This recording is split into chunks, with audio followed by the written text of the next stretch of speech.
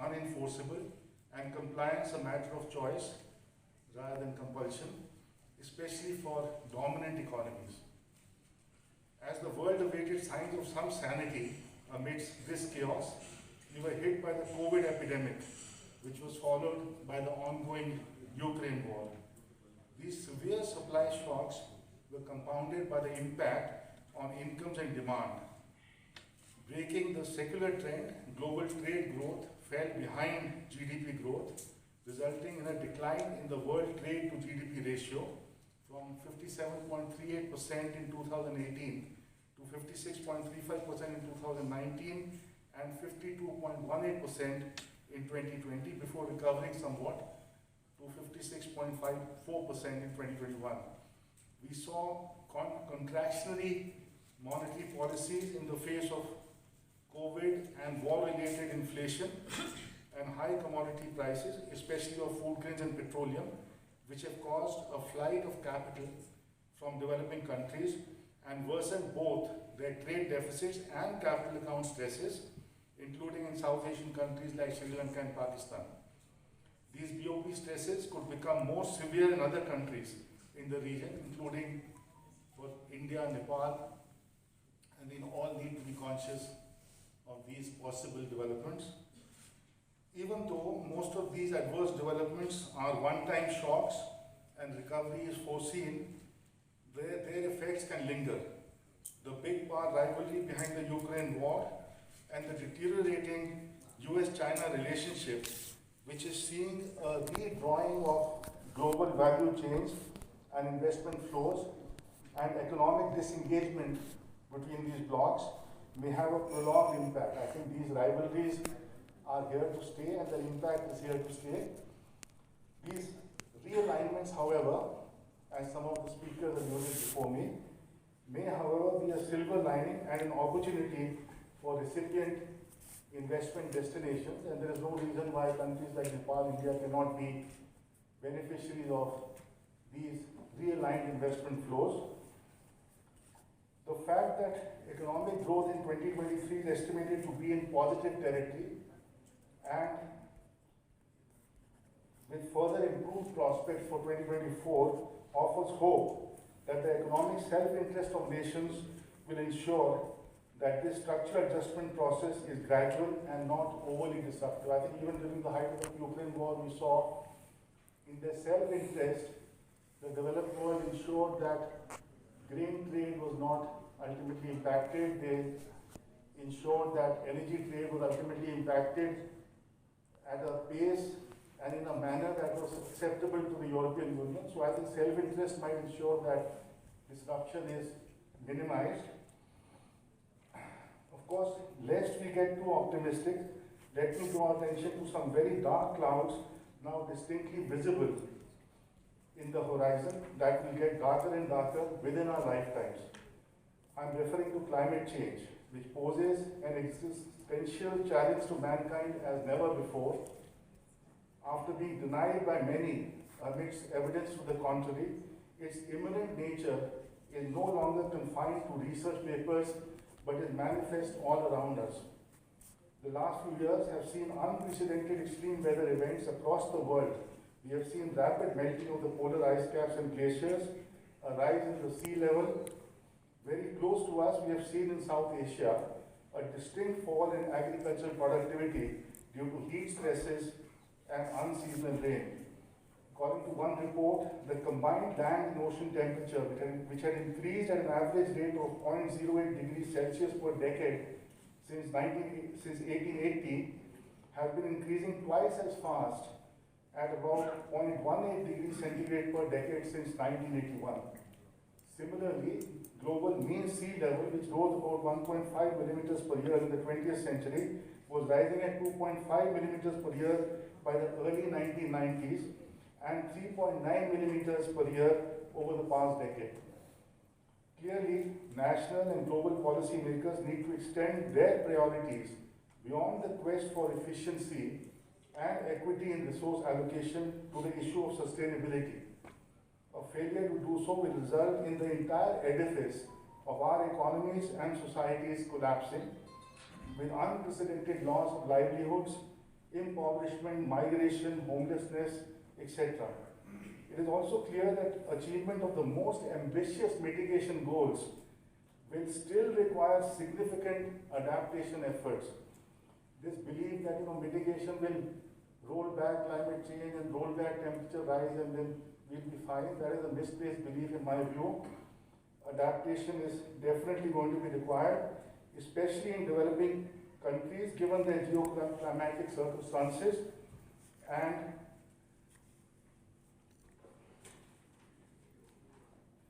primary sector dependence. So developing countries are geoclimatically located in zones which are very vulnerable to climate change, and they have primary sector dependence which is most vulnerable to climate change. Adaptation assistance unfortunately attracts the same skepticism amongst developed countries as development assistance, as its benefits are local, as opposed to mitigation expenditure, which is a global public good. So we need to realize this, that because those benefits are local and not flowing back to the donor, adaptation assistance is not going to be coming easily. Developments like border carbon taxes and invocation of non-trade levers in trade also warrant sustainable production methods in developing countries for overseas market access. It is a matter of concern that today, when the world faces multiple crises, institutions like the WTO, created to collectively address these challenges, are being systematically undermined and disregarded. Other development institutions like the World Bank and the IMF suffer from an inclusiveness deficit in their governance and have failed to adequately address the needs of developing countries. While this institutional architecture must be repaired, our experience with global economic cooperation offers little hope that this will happen.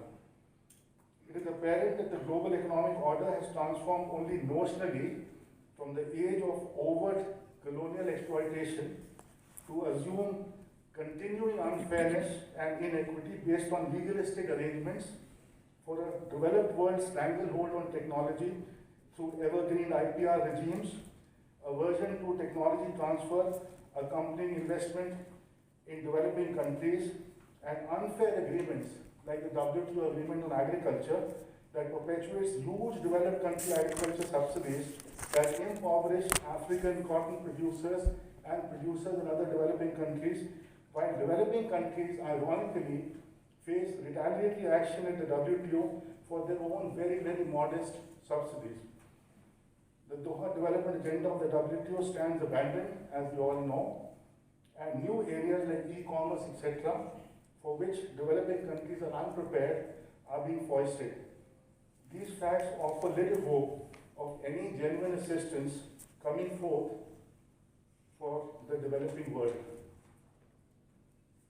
Quite clearly, developing countries must proceed to put their economic house in order sooner rather than later, at their own initiative and for their own sake, with self-awareness and self-confidence, without waiting for or expecting any help, either through the multilateral WTO channel or through bilateral channels. In this context, quite logically, the key question I wish to address today relates to the optimal choices national policymakers in developing countries need to exercise in the face of these global imperatives that surround us. So my talk is from a policymaker's perspective. Let me first take up the issue of trade openness. I think my earlier speakers have already alluded to some of the facts. So clearly, the global shocks and unfair trade practices we are seeing today often evoke a protective response from policymakers. Our response is that we should close our borders and become protective.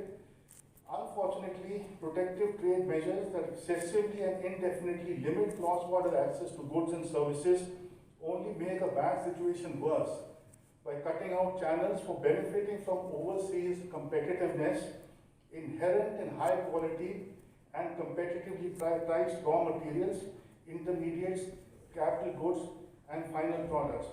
So, I see openness as a means for accessing global competitiveness into your economy and becoming competitive in turn. This protectiveness can disrupt domestic value chains, both internal and export related, and extract a huge economic toll, especially on small businesses and consumers, while benefiting, if at all, a small group of well-entrenched and vocal import competing manufacturers. So, the consumer who benefits, there are millions of them, they are silent. The exporter who benefits through access to world markets, they are silent. But the moment you talk of openness, there is a small minority of domestic manufacturers who are very vocal. So the impression conveyed is that openness is somehow causing huge, disruptions which are predominant, whereas that is not the case. A predominantly protective orientation undermines the incentives to become competitive and enhancing productivity, which is the only basis for raising real wages and enhancing citizens' welfare. We all know, from economic theory that wages are related to productivity. So, to the extent a closed economy has no incentive for becoming competitive, no incentive for raising productivity, you will not see real wages rise, and you will not see welfare of the citizens improving. And ultimately, improved welfare of citizens is the only thing we are trying to achieve. That is the ultimate goal of any intervention in any economy. Closed economies are not known to emerge as strong economies even after a long duration of protection. India was closed in 1991. Till it opened up, there was no question of India becoming competitive. We could have kept it closed for another 50 years and we would not have emerged as a competitive country. North Korea is a closed economy. It is not going to emerge down the road as a very productive economy. Protection afforded to domestic producers must be strategic, well-targeted and time-bound with suitable choice of instruments, ideally other than tariff walls, and must not come in the way of creating a predominantly open economy. Openness should be the predominant strain of the economy. At the margin, you can be strategically, protective. And we also need to realize that in today's complex world, self-sufficiency is a theoretical impossibility. Even the most developed economy in the world, whether it's the US or China, for instance, they in theory cannot be self-sufficient in a complex world, like today. To allay any doubts on this score, we only need to compare the pre-91 India with the India of today. Notwithstanding the diverse narrative, it is a fact that overall we are better off today in both domestic economic strength and external sector stability, after taking into account in totality all post-1991 developments, ranging from a unilateral external sector liberalization of 1991, which in a sense was our biggest FTA, and taking into account the numerous subsequent FTAs that followed. So, in totality, we are better off. People, often blame FTAs for various things, but you have to see the overall macro impact. You might have one FTA increasing your trade deficit, but then you have other FTAs like India had with Sri Lanka, Bangladesh, and Nepal, where the trade surplus went up. So wherever we were competing with a manufacturing nation, since we missed the manufacturing bus, the trade deficits went up. Wherever we were competing with non-manufacturing nations, our trade surplus went up. And overall, no one can say that we are worse off today. So when you consider all our steps towards openness, 1991 reforms, all the FTAs, you just cannot deny that we are better off. And that is true for any example. You pick up any country which has adopted openness, down the road, in a net macro sense, the countries are better off. So there is no going back. Those favoring that direction of going back, there are many voices for going back, but those favoring that direction need only to look at the Brexit outcomes for UK, which includes a 3 to 4% loss of GDP, a 40 billion pounds loss of investment, and the toll is growing.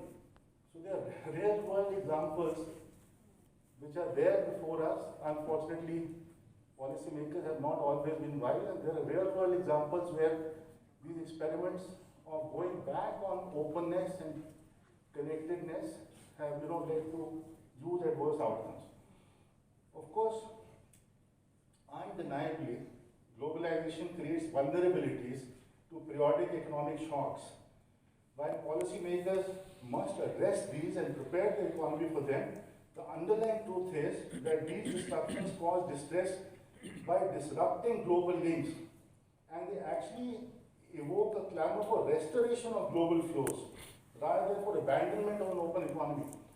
Post-COVID, no one said, we should shut shop and close down. The clamor was, when will the old value chains get restored? So, our recent COVID experience shows that. So, I don't think anyone is, beyond these narrow vested interests who are sometimes very noisy. I don't think anyone is clamoring for closing down things. And when things do close down, people are clamoring for those to be actually opened up, as we saw during COVID. It is also true that the overall gains from trade involve winners and losers. This is what makes trade controversial. Import competing industries may end up shutting down and their workers may temporarily be without jobs. We should not forget the losers.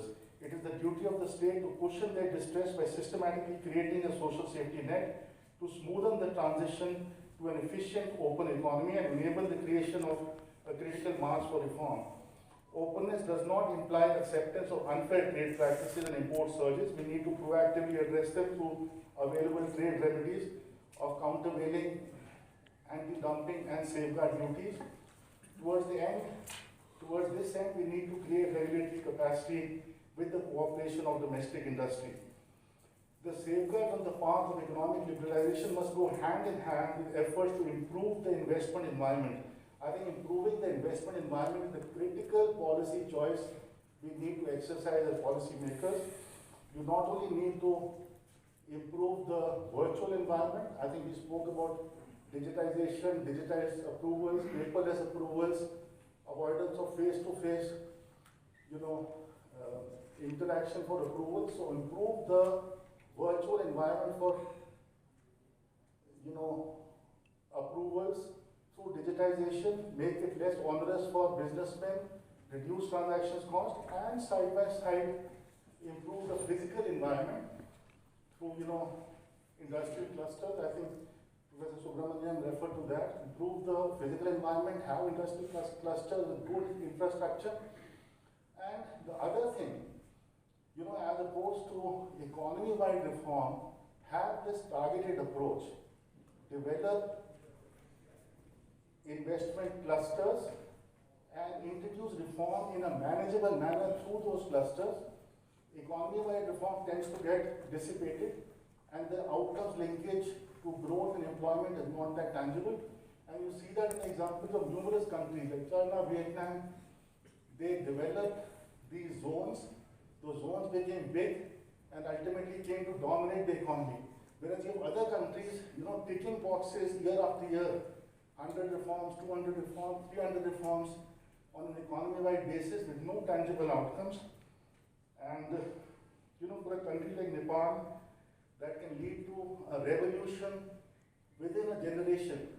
Nepal, for instance, can develop its tourism industry, it can develop other services, starting from the simple to the complex.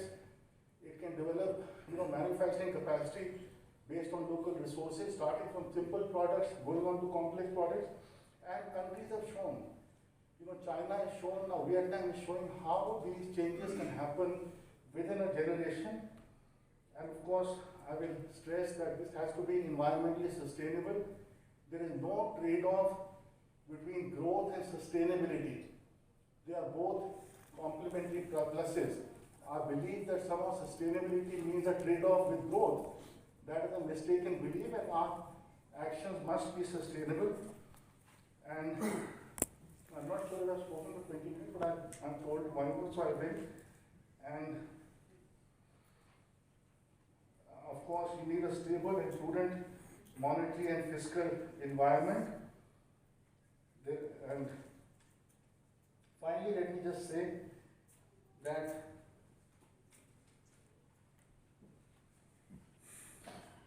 so let me conclude by saying that an investment-friendly environment is potentially a magical and very achievable solution for multifaceted economic problems. It is hard to believe that one solution for so many problems, that is an improved investment destination. Of course, it is not one really.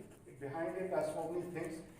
But in a sense, one broad solution for so many problems, you improve your investment environment, it can magically magnify investment flows into the country, it can promote GDP growth and employment, it can promote exports, it can reduce unnatural import dependence and strengthen the current account, it can raise the proportion of stable foreign direct investment as opposed to portfolio investment and improve your capital account, and in the process improve your balance of payments and make them secure and give strength to your currency.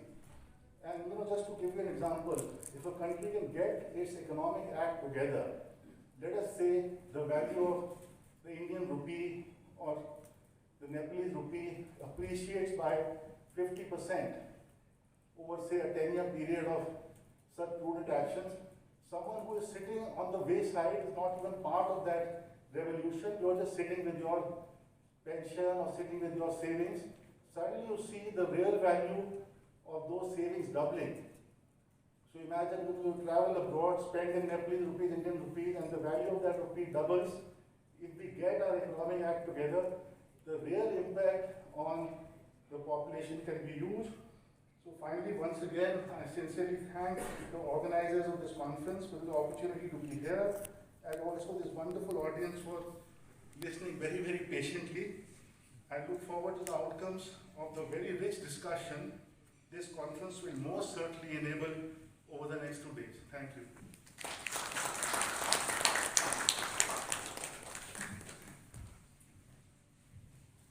Thank you so much, Dr. Wadhawan. We certainly agree with you when you say that the national and the global policy